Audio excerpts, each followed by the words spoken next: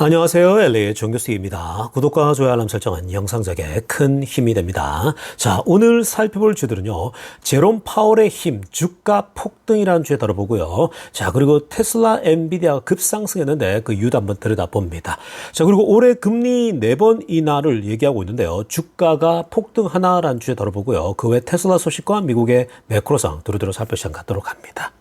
자, 우리 먼저요, 전체적인 미국 주식시장 흐름부터 살펴보고 가겠습니다. 맵을 다 같이 보시게 되면요. 자, 오늘 미국 시장을 한마디로 정리하자면, 자, 테슬라와 엔비디아가 급등을 했다. 이렇게 정리해 볼 수 있겠습니다. 자, 오늘 이 전반적으로 주식시장이, 이 전체 회복을 하면서 오늘 상승 흐름을 탔습니다. 자, 이후에 후반부에 조금씩 빅테크들 중으로 조금씩 흘러내리는 면이 있지만, 오늘 제롬 파월 의장 발언 이후에 굉장히 주식시장 흐름 좋았고 특히 테슬라, 엔비디아가 가장 좋았습니다.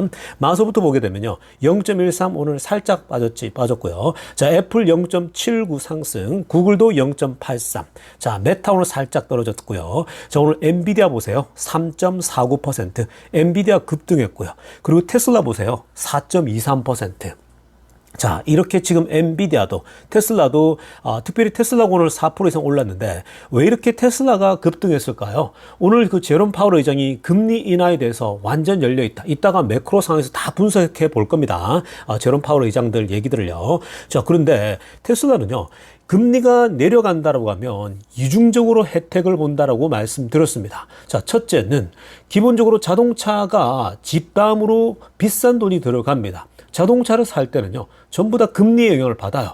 그래서 중국 같은 경우가 최근에 테슬라 자동차가 판매가 잘 되는 게 0%에서 2% 사이로 금리를 대우를 해주니까요. 사람들이 부담이 없는 거죠. 매달 내는 페이먼트가 줄어드니까 당연히 사람들이 이 테슬라를 사려고 합니다. 그래서 금리를 내리게 되면 테슬라 자동차 판매가 기본적으로 과거보다는 훨씬 더 올라가게 되어 있습니다. 자, 그게 첫 번째 테슬라가 상승하는 이유고요. 두 번째는 기본적으로 금리가 내려가면요. 고속 성장주들은 가장 큰 혜택을 보게 됩니다. 여러분들 기억날 겁니다.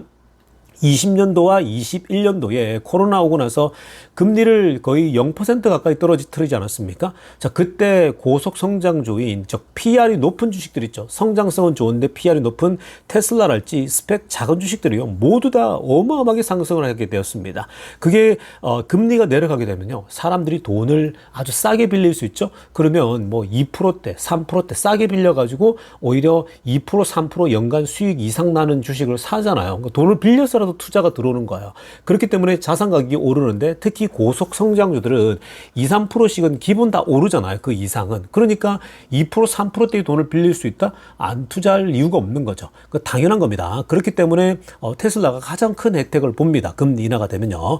계속 말씀드리지만 일시적으로는 하락할 수 있어요. 왜냐하면 이 경기 침체랄지 이런 염려들이 있다 보니까 금리를 내리기 시작하게 되면은 일시적으로는 조정이 있을 수 있겠지만 그게 아마 10월달, 9월달 내리게 되면요. 아마 10월달에 내리는 흐름이 나타날 수 있지만 그 이후에는 굉장히 이 주식시장이 아주 폭발할 수 있습니다. 그러니까 여러분 지금 여러분들이 어설프게 자꾸 이 경기 침체 오기 때문에 다 팔고 떠나야 된다. 절대 그러면 안 돼요. 여러분 워렌 버핏 보세요. 여러분 계속 그냥 묻어두고 있지 않습니까? 그러니까 전혀 쫄 필요 없는 그런 상황이고요. 이제부터는요. 우리가 오늘 그 제롬 파월 의장의 발언들과 그리고 이 전체적인 사람들의 어떤 발언들을 같이 한번 분석해 보도록 하겠습니다.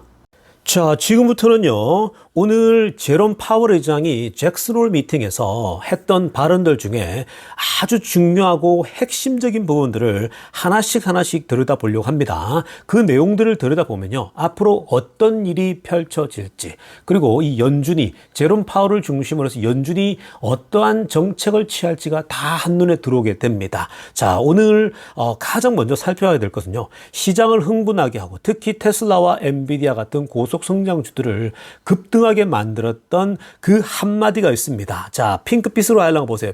빨간색으로 별표 쳤는데요. 자, 이 한마디가 시장을 뒤흔들었습니다. The time has come. 정말 멋있는 표현이거든요.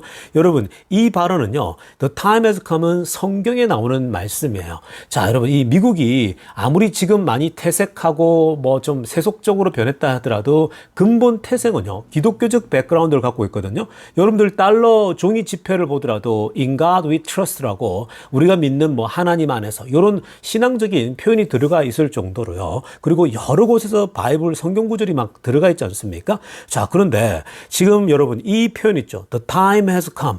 이 발언은요. 예수님이 했던 얘기예요. 예수님이 이 땅에 오셔가지고 이 말씀을 먼저 첫 번째로 던지거든요. 때가 찼다. 이 얘기를 합니다. 하나님 나라가 가까웠다 할 때 예수님의 발언인데 자, 이 발언이 여기에 등장하는 거예요. The time has come. 자, 이게 이 마가복음 1장에서 나오는 말씀이거든요. 그러니까 미국에서 교회 다니는 사람들 다 알아요. 이 말이 예수님이 했던 말이라는 거. 근데 이 표현을요, 성경에 나오는 구절을 그대로 인용하듯이 써버립니다. 제롬 파월 회장이 The time has come. 자, 정말 그 때가 찼다라는 거예요. 때가 왔다라는 겁니다. 자, 무슨 때가 왔겠습니까? 당연한 거죠. Time has come for interest rate cut입니다. 그러니까 금리 인하의 때가 왔다라는 거예요. 자, 이제 때가 찼으니까 이제 행동만 하면 된다라는 거죠. 자, 이 발언이 아주 시장을 뒤흔들었다고 해도 과언이 아닙니다. 자, 그렇다면 좀 더 나아가서 어떤 표현들이 있었느냐? 파란색으로 하려면 보겠습니다. The direction of travel is clear입니다. 그러니까 여정의 방향이 명확해졌다라고 하고 있죠. 그러니까 지금 연준이 그동안 금리를 어떻게 조절할 것인가 인플레와 노동시장을 잘 저글링하면서 조율하면서 왔는데 자, 이제 여행의 방향은 확실해졌다라고 합니다. 그러면서 뭐라고 합니까? 파란색으로 하려는 거 The timing, the pace of rate cuts will depend on incoming data라고 합니다. 자, 그러니까 그 시기와 타이밍과 그리고 금리 인하의 그 폭이죠. 금리 인하의 속도, 뭐 0.25로 갈 것이냐, 0.5로 갈 것이냐, 이 모든 것들은 결국은 앞으로 추가적으로 공개되어질 데이터, 그 데이터를 보고 결정하겠다라고 했습니다. 또 하나는 뭡니까? The evolving outlook. 지금 변하고 있는 미래 전망들, 그것들을 다 포함해서 판단할 거라 얘기했고요. 그리고 the balance risk. 리스크의 균형을 보면서 하겠다는 거죠. 지금 리스크라는 게 경기가 너무나도 침체 국면에 빠지는 걸 원치 않아요. 그렇다고 해서 또 인플레가 막 너무 튀어오르는 걸 원치 않죠. 이런 리스크들을 총 균형을 잘 잡아가면서 그 한가운데서 우리가 금리 인하의 시점과 그리고 폭을, 크기를, 사이즈를 결정하겠다라고 얘기를 하고 있는 겁니다. 뭐 아주 완벽한 표현이죠. 자, 그리고 노란색으로 하려고 보시기 바랍니다. 노동시장에 대해서도요. 이렇게 얘기했어요. Seems unlikely the labor market will be a source of elevated inflationary pressures anytime soon이라고 합니다. 자, 이거 중요한 발언이거든요. 노동시장이 지금 앞으로 사실 노동시장이 너무 활발하게 변하면은 어떻게 되겠습니까? 인플레이션이 심해질 수 있는 거잖아요, 다시. 그러니까 노동시장이 너무 좋아지면요. 사람들이 월급을 받고 취업이 잘 되고 하게 되면 돈을 막 쓸 거 아니에요. 그러면 또다시 물가가 올라가는 거예요. 그러니까 지금 현재 노동시장이 이 조만간에 이 인플레이션을 다시 불러일으키고 인플레이션을 막 뜨겁게, 물가를 뜨겁게 끌어올리는 그러한 역할은 하지 않을 것 같다라는 거죠. 자, 이 발언은 뭐예요? 지금 노동시장이 식어가고 있으니까 현재 노동시장이 지금 인플레이션을 다시 급등시키는 거. 옛날에 1980년도에 그 포 볼커 시대 때 인플레이션을 이제 다 잡았다 생각하고 금리를 내렸더니 좀 있다가 뭐 1년 뒤쯤에 갑자기 물가가 또다시 폭등했잖아요. 그때 20%뭐 이렇게 올라가지 않았습니까? 그 금리도 막 거의 10% 이상 끌어올려 버리면서 시장이 완전 붕괴돼 버린 미국이 엉망이 돼 버리거든요. 근데 지금 그런 걸 반복하지 않기 위해서 연준과 연준 의장이 굉장히 노력하고 있는데 지금 시점에서는 이 노동시장의 흐름 자체가 이 인플레를 유발하진 않을 거다라고 보고 있는 겁니다. 그 다음에 이 초록색으로 하려면 보세요. Inflation's declined significantly. 지금 인플레이션이 상당히 내려왔다라고 보고 있죠.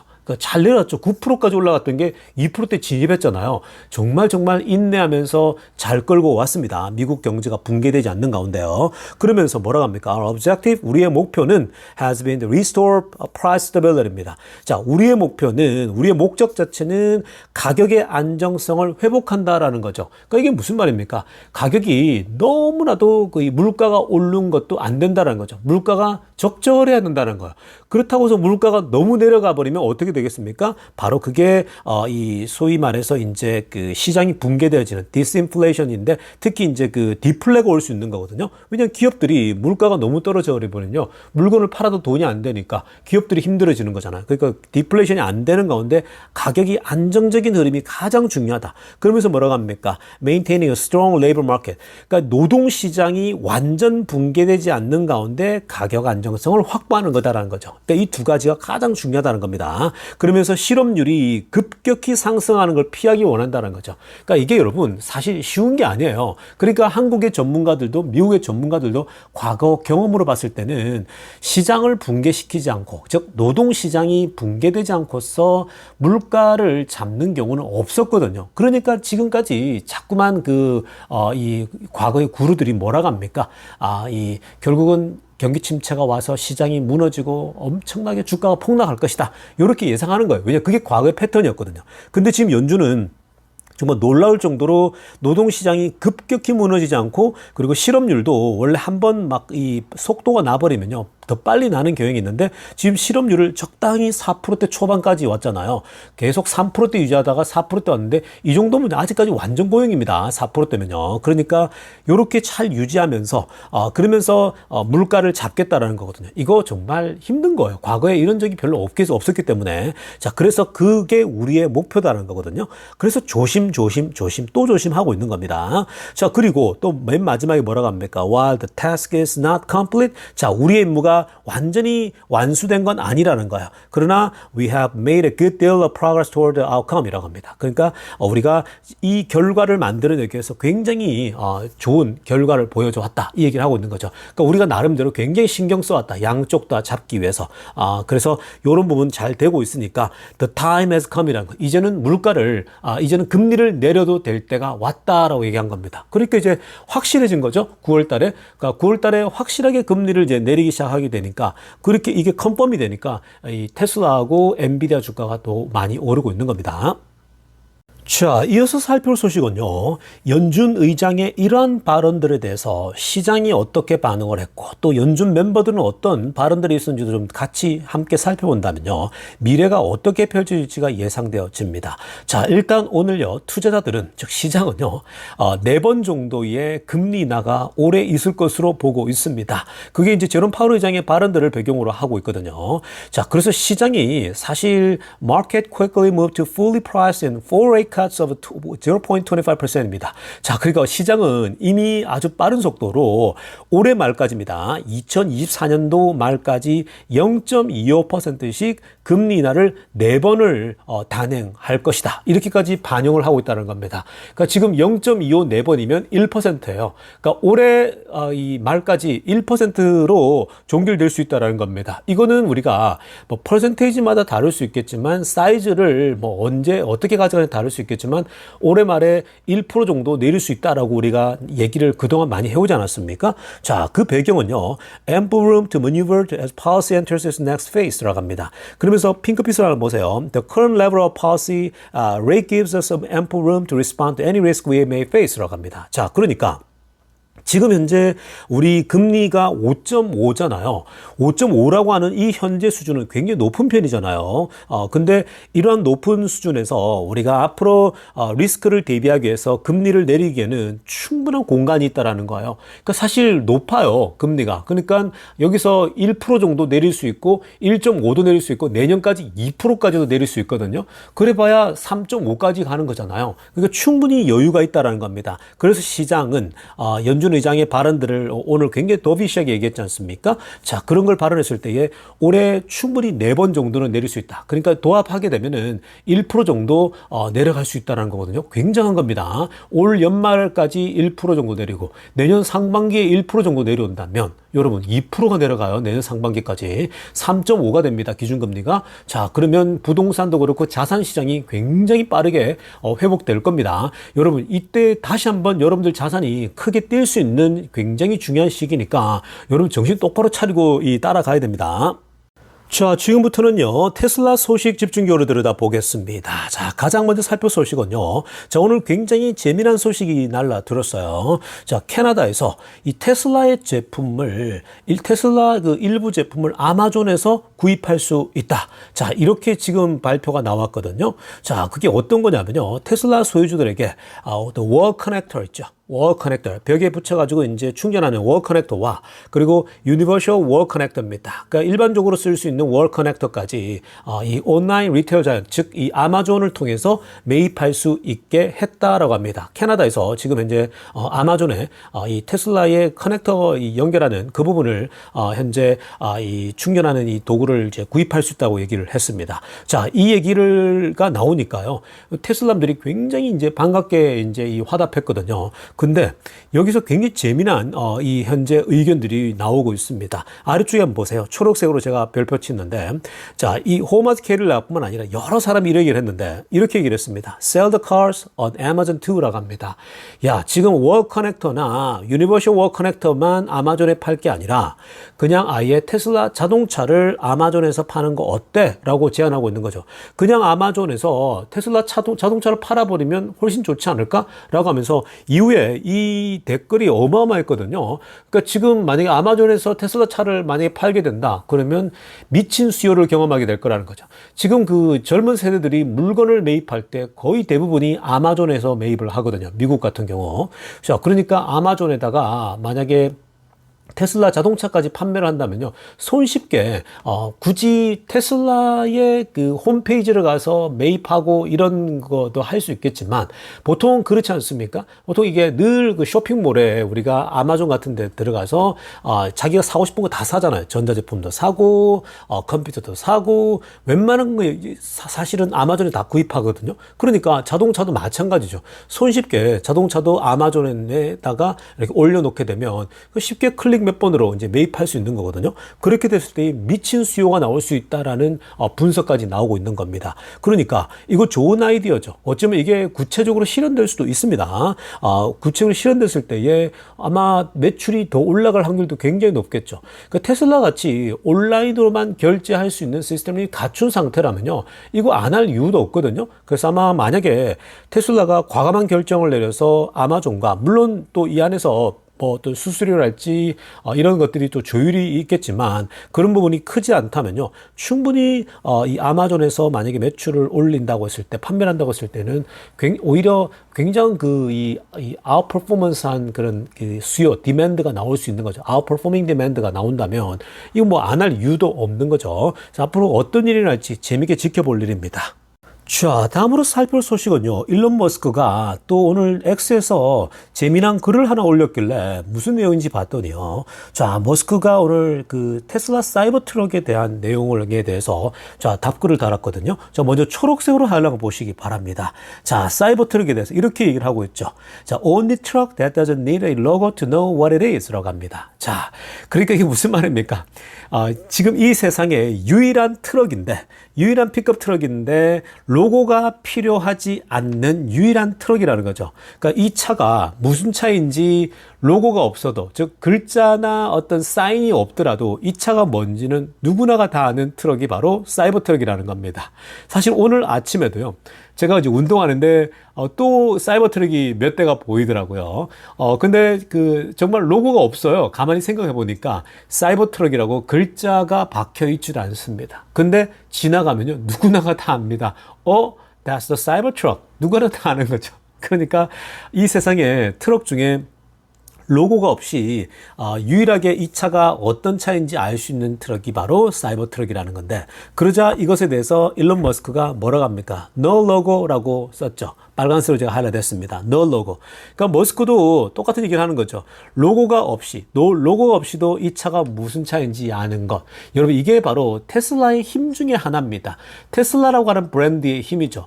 우리가 자동차가 지나가면요, 테슬라를 다 알지 않습니까? 특히나 테슬라 같은 경우는 딜러십에서 팔지 않아요. 자, 완전 전통적 자동차 판매 방식을 거부한 것이 테슬라입니다. 그거 자체가 혁명적이죠. 딜러십을 이용하지 않고서도 테슬라가 이만큼 매출을 일으키고 판매를 하고 있다? 야, 이건 여러분 정말 혁신이죠. 왜냐하면 딜러십을 통하지 않고 GM이나 포드나 뭐 현대자동차도 마찬가지죠. 전통 자동차 업체들은요, 그 로컬 지역에, 각 지역에 그 가장 오랫동안 자리 잡고 있는 딜러십을 통해서, 이 딜러십들은 수많은 인맥들과 그동안의 판매 노하우들이 있지 않습니까? 이 노하우를 통하지 않고서는요, 자동차 판매 자체가 불가능할 수 있는 거거든요. 근데 이런 딜러십을 통해서 전통차들이 판매하는데 이걸 완전 뒤집어 버립니다.